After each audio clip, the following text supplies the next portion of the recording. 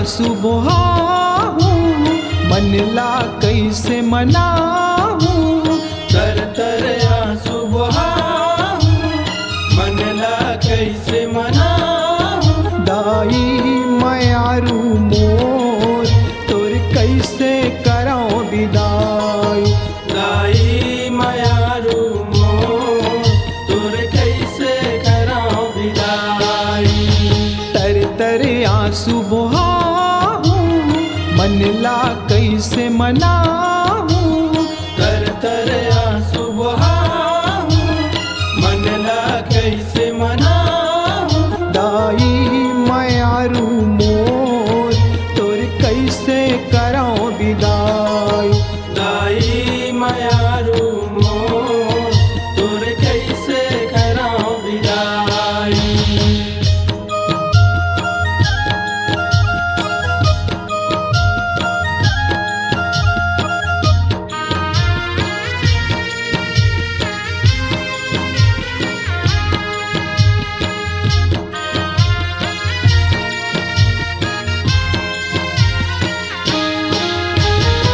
सुने रहे हो बेटी के बिदाला करथे दादा यौदाई वो।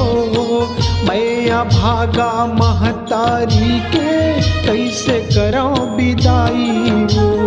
कैसे कराऊं विदाई वो दाई, कैसे कराऊं विदाई वो। 9 दिन ले तोला पुत्री बरोबर संहराए महामाई वो। चुक चुक ले 9 दिन बैठाए बेटी बरोबर दाई वो। बेटी बरोबर दाई ओ मैया, बेटी बरोबर दाई वो। यहो छाती में पखरा मढ़ा के कलपत जीवला दबा के।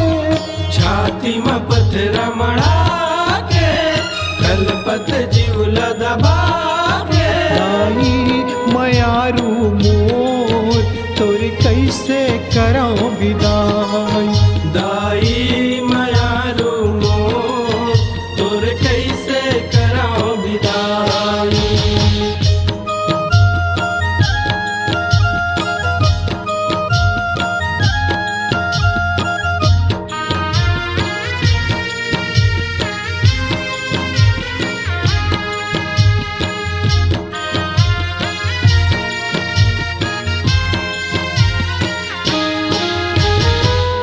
कमले नवमी तक तोरे सेवा करे महतारी वो।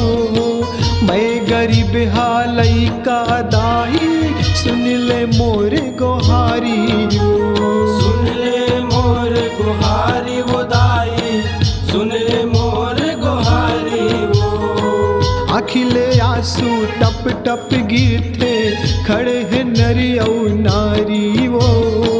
तोरी बिना ये जिंदगी बिराना सुनना अंगना दुआरी वो।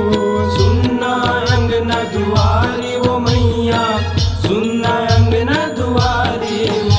यह रही रही सुरताई कैसे मतोला भुलाई। यहु रही रही सुरताई कैसे मतोला भुलाई। दाई मयारू मोर तोर कैसे कराऊं विदाई। दाई मयारू मोर तोर कैसे कराऊं विदाई।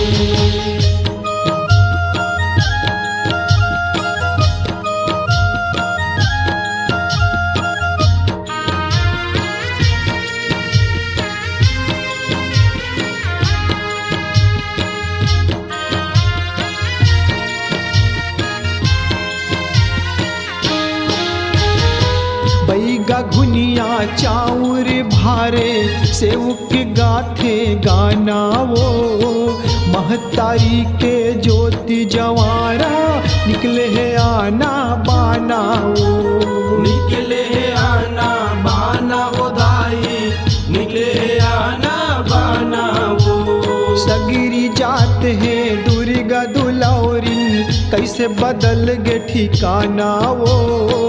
सुनना होगे घर अंगना मोर छिन छिनमा होगे बिराना हो, छिनमा होगे बिराना वो मैया, छिनमा होगे बिराना वो। संजय है तोर पुजारी, कब आबे महतारी। संजय है तोर पुजारी, कब आबे मोर दुआरी। दाई मयारू मोर तोर कैसे कराऊं विदाई, तर तर आंसू बहाऊं मनला कैसे मनाऊं।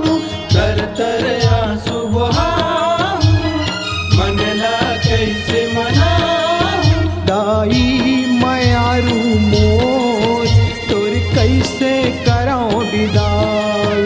दाई मयारू मोर तोर कैसे कराऊं विदाई। दाई मयारू मोर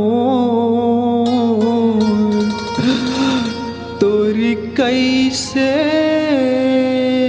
करो विदाई।